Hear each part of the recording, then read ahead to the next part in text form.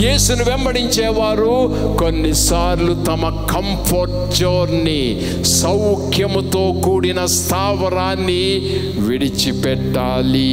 విడిచిపెట్టాలి. సౌఖ్యము కాదు, అక్కడ సమర్పణ ముఖ్యం.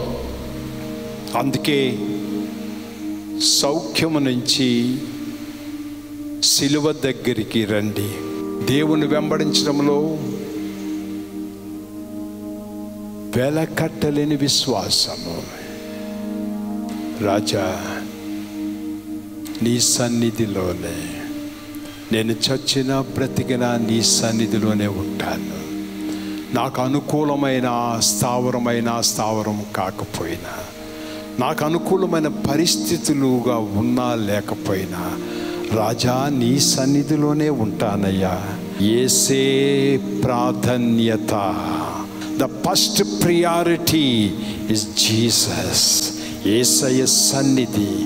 అన్ని అనుకూలము ఉంటే వస్తానని అనుకుంటున్నావేమో, అనుకూలం లేని మార్గాన్ని నీ ముందు పెడుతున్నాను, వెంబడిస్తావా?